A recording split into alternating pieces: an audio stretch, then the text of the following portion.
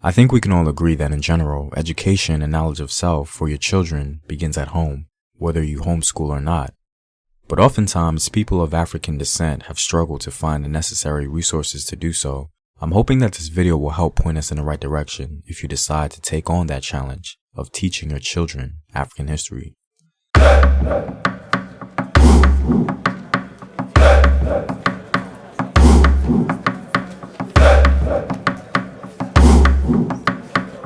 What up, African families? Home Team here, and I'm back at it with another video of African history, culture, and worldview. And as always, if you want to support the Home Team, you can do so on patreon.com.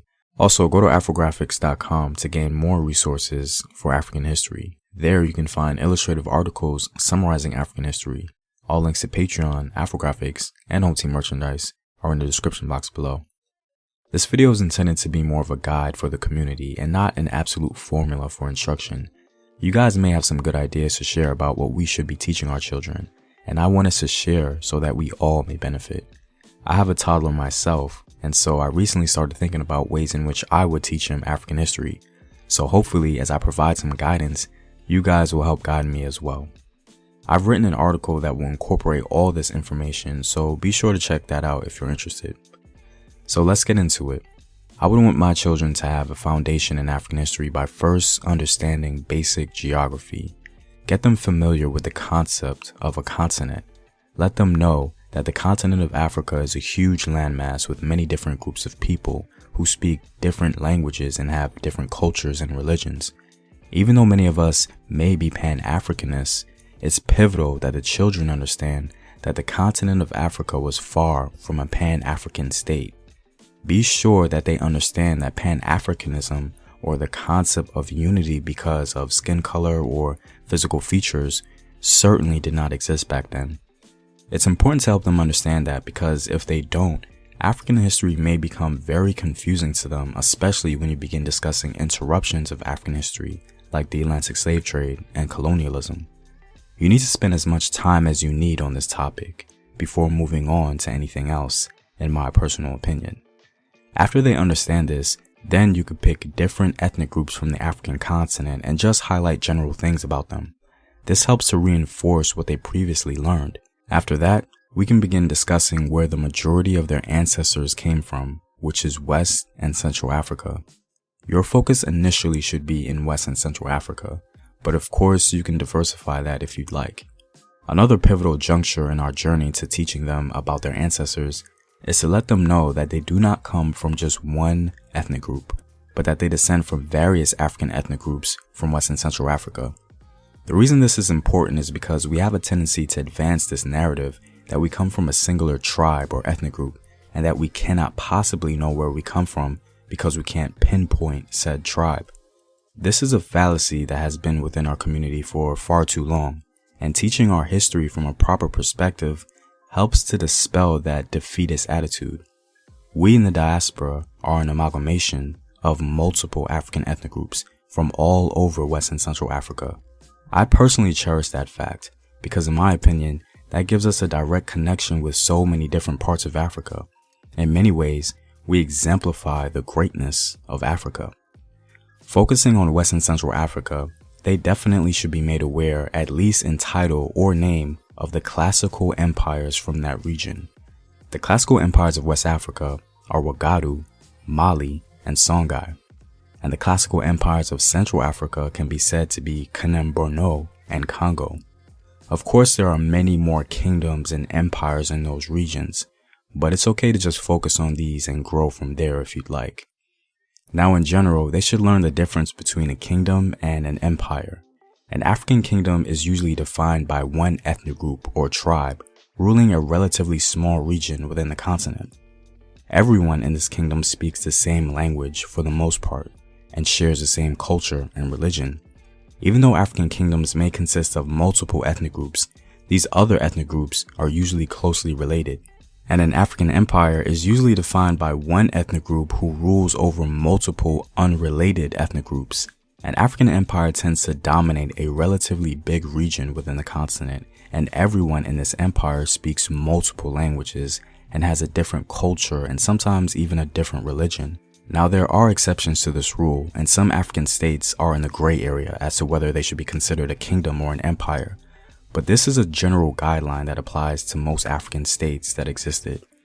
There are many books that speak on the classical empires of Africa, and I have a link in the description box to an article listing some books for beginners in African history. Next, you want to touch on prominent historical figures in West and Central Africa. For example, some prominent figures in West Africa were Mansa Musa, Askia the Great, and Oba Awari. Now, of course, there are many more, but you first want to give them a foundation. Mansa Musa was the most popular king of the Mali Empire and the wealthiest man in human history. Askia the Great was the greatest king of the Songhai Empire, and he expanded Songhai territory and advanced societal organization. And Oba Awari was the greatest king of the Benin Empire who pioneered various social, political, and legislative reforms. You also want to introduce your children to oral literature and mythology. In West Africa, you have Gassier's Lute, Princess Yenenga, and Prince Ogun, just to name a few. Gassier's Lute is a story of a warrior prince who became the first griot or oral historian in Soninka society. Princess Yenenga is about a legendary princess who became the queen mother of the Maasai people of Burkina Faso. And Prince Ogun is about the mythological origins of Oba Awari the Great and his rise to the throne. Now, the prominent figures of Central Africa consist of Queen Nzinga, Kimpavita, and Idris Aluma.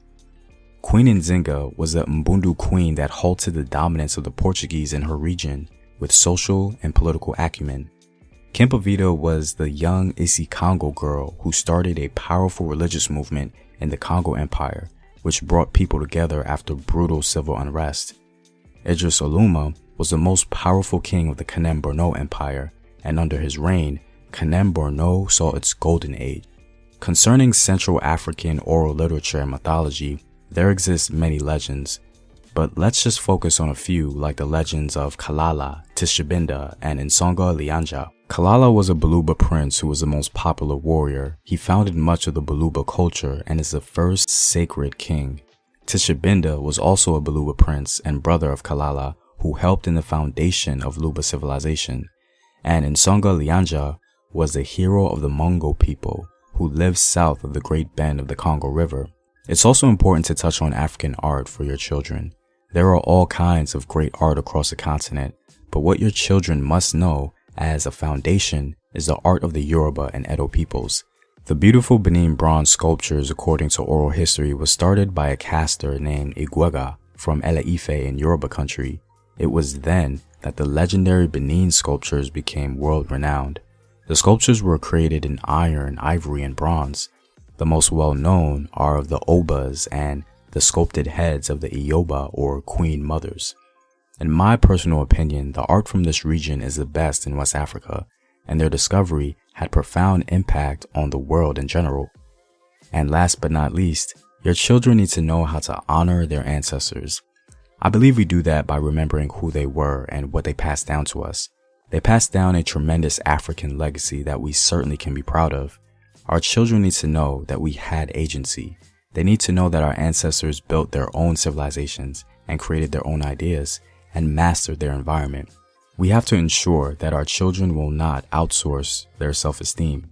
They need to know that not only are they a product of survivors, but they descend from the first group of people who created the building blocks and the spark of human civilization itself.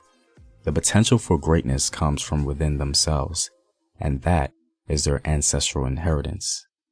Well, I'm Ola, guys. I'm hoping I gave you a foundation to begin teaching your children African history. Be sure to add to this knowledge in the comments section so that we may implement new ways to teach our children about their history. And if you like these videos, please consider supporting the home team on patreon.com. The link is in the description box below. Know thyself. Remember your ancestors. Peace.